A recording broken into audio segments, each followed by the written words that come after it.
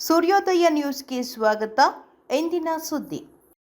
ಕಸ್ಟಡಿಯಲ್ಲಿ ತಂದೆ ಮಗನ ಸಾವು. ತಮಿಳುನಾಡಿನ 9 ಪೊಲೀಸರಿಗೆ ಮರಣದಂಡನೆ. 2020ರಲ್ಲಿ ನಡೆದ ಸಾತಂಕುಲಂ ಕಸ್ಟಡಿ ಹತ್ಯೆ ಪ್ರಕರಣಕ್ಕೆ ಸಂಬಂಧಿಸಿ ಸೋಮವಾರ ಮದ್ರಾಸ್ ಹೈಕೋರ್ಟ್ 9 ಮಂದಿ ತಮಿಳುನಾಡು ಪೊಲೀಸ್ ಸಿಬ್ಬಂದಿಗಳಿಗೆ ಮರಣದಂಡನೆ ಶಿಕ್ಷೆ ವಿಧಿಸಿದೆ. ಪ್ರಕರಣ ಅಪರೂಪದಲ್ಲಿ ಅಪರೂಪದ ಅಪರಾಧ ಎಂದು ಕೋರ್ಟ್ ಬಣ್ಣಿಸಿದೆ. 6 ವರ್ಷಗಳ ವಿಚಾರಣೆಯ ನಂತರ ತೀರ್ಪು ನೀಡಿದ ನ್ಯಾಯಾಧೀಶ ಜಿ. ಮುತ್ತುಕುಮಾರನ್, ವ್ಯಾಪಾರಿ ಪಿ. ಜಯರಾಜ್ ಮತ್ತು ಅವರ ಮಗ ಜೆ. ಬೆನ್ನಿಕ್ಸ್ ರವರ ಸಾವಿನ ಪ್ರಕರಣದಲ್ಲಿ ಕೊಲೆ ಮತ್ತು ಸಂಬಂಧಿತ ಅಪರಾಧಗಳಿಗೆ 9 ಮಂದಿ ಪೊಲೀಸರನ್ನು ತಪ್ಪಿತಸ್ಥರೆಂದು ತೀರ್ಪು ನೀಡಿದ್ದಾರೆ.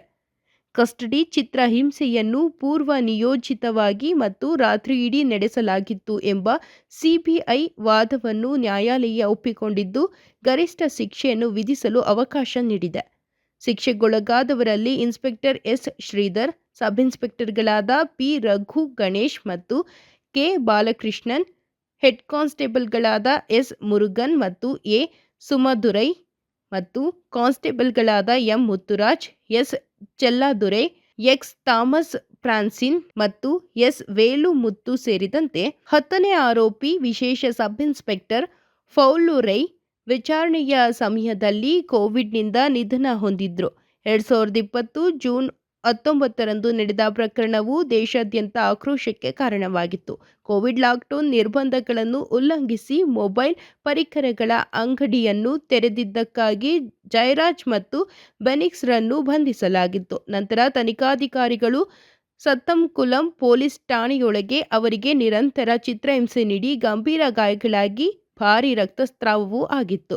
ನ್ಯಾಯಾಂಗ ಮ್ಯಾಜಿಸ್ಟ್ರೇಟ್ ವರದಿಯು ಮೃತರ ದೇಹಗಳ ಮೇಲೆ 18 ಗಂಭೀರ ಗಾಯಗಳನ್ನು ದಾಖಲಿಸಲಾಗಿತ್ತು. 3 ವೈದ್ಯರ ತಂಡದ ಅಂತಿಮ ಮರಣೋತ್ತರ ವರದಿಯು ಬೆನಿಕ್ಸ್ ಕಸ್ಟಡಿ ಚಿತ್ರಹಿಂಸೆಯ ಸಮಯದಲ್ಲಿ ಉಂಟಾದ ಗಾಯಗಳಿಂದ ಸಾವನ್ನಪ್ಪಿದ್ದಾರೆ ಎಂದು ದೃಢಪಡಿಸಿದೆ.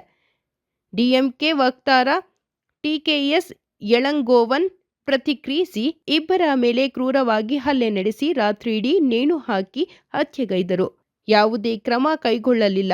ಆ ಸಮಯದಲ್ಲಿ ಎಐಎಡಿಎಂಕೆ ಅಧಿಕಾರದಲ್ಲಿತ್ತು. ಅವರನ್ನು ಅಧಿಕಾರದಿಂದ ತೆಗೆದುಹಾಕಿದ ನಂತರ ನಾವು ತನಿಖೆಯನ್ನು ಪ್ರಾರಂಭಿಸಿ ಆ ಪೊಲೀಸರನ್ನು ಬಂಧಿಸಿದ್ದೆವು ಎಂದು ಕೋರ್ಟ್ ತೀರ್ಪಿನ ಬಳಿಕ ಹೇಳಿಕೆ ನೀಡಿದ್ರು.